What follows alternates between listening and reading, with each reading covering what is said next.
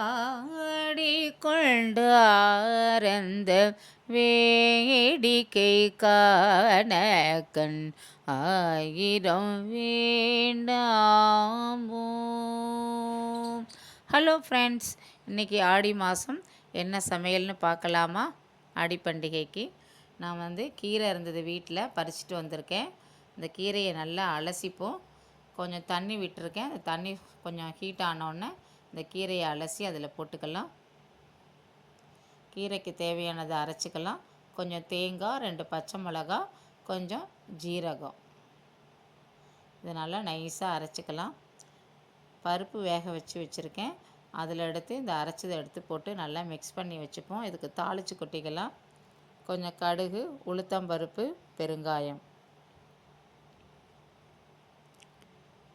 தாளித்து இந்த கலந்து வச்சுருக்கிறதுலையே எடுத்து போட்டுக்கலாம். கீரைக்கு கொஞ்சம் உப்பு போட்டுக்கலாம். நல்லா இதை கலந்து விட்டுப்போம். கீரை நல்லா வெந்துருச்சு. இப்போ நம்ம அரைச்சி வச்சுருக்கிறத எடுத்து போட்டுக்கலாம். போட்டு நல்லா கலந்து விட்டுப்போம்.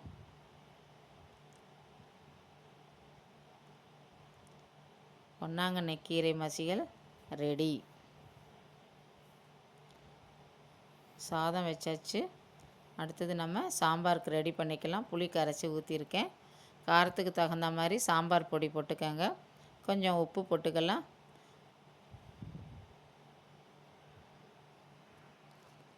கொஞ்சம் கொதி வந்த உடனே கட் பண்ணி வச்சுருக்கிற பூசணிக்காய் எடுத்து இதில் போட்டுக்கலாம். பூசணிக்காய் அவ்வளோ ஒரு ஹெல்த்து, அவ்வளோ ஒரு நல்லது. நம்ம அடிக்கடி பூசணிக்காய் சாப்பிட்டா. நல்லா வெந்துருச்சு. இப்போ பருப்பு கரைச்சி அதில் ஊற்றிக்கலாம். அதிலேயே தாளிச்சும் கொட்டியாச்சு. கடுகு, வெந்தயம், கருவேப்பிலை, பெருங்காயம். சாம்பார் ரெடி ஆயிடுச்சு.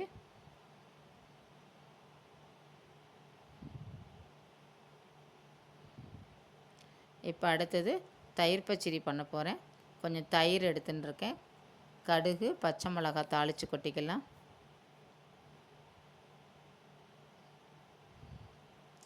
கொஞ்சம் இதுக்கு உப்பு போட்டுக்கலாம். நல்லா கலந்து விட்டுப்போம். அந்த எண்ணெயில் நான் கொஞ்சோண்டு பீட்ரூட்டை கட் பண்ணினதை எண்ணெயில் போட்டிருக்கேன். அது நல்லா பொரிஞ்ச பிறகு அதை எடுத்து இந்த தயிர் பச்சடியில் போட்டிங்கன்னா அவ்வளோ டேஸ்ட்டாக நல்லா இருக்குது. ஒரு டிஃப்ரெண்ட்டாக இருக்குது. பீட்ரூட்னாலே ஸ்வீட் பச்சடி தான் பண்ணுவாங்க. நான் இதை மாதிரி பண்ணியிருக்கேன். ரொம்ப நல்லா இருந்தது. ஒரு டிஃப்ரெண்ட்டாக இருந்தது. நீங்களும் இது மாதிரி ட்ரை பண்ணி பாருங்கள். நல்லா பொரிஞ்ச உடனே அதை எடுத்து நம்ம தயிர் பச்சடியில் போட்டுக்கலாம்.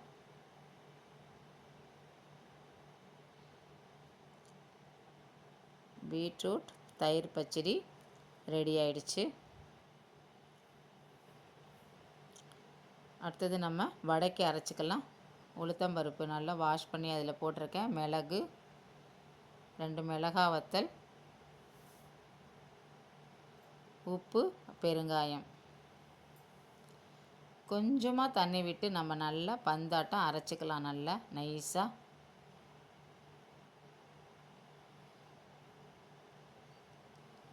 இது மாதிரி நல்லா நைஸாக அரைச்சாச்சு. இப்போ நல்லா எண்ணெய் காஞ்ச பிறகு நம்ம வடை தட்டி போட்டுக்கலாம். நல்ல மாவு சாஃப்டாக நல்லா பந்தாட்டாக இருக்கிறதுனால கையாலேயே தட்டி போடுறேன்.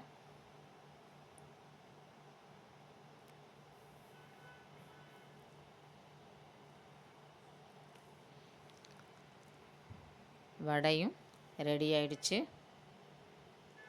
பாயசமும் ரெடி ஆயிடுச்சு. பாயசம், பயத்தம்பருப்பு பாயசம், வடை, தயிர் பச்சடி, கீரை, சாம்பார், சாதம், தயிர் எல்லாம் ரெடி ஆகிடுத்து. எல்லாத்தையும் எடுத்து சுவாமி கிட்டக்க வச்சு சுவாமிக்கு நைவேத்தியம் பண்ணி கற்பூர ஆரத்தி எடுத்தோம். Thank you friends.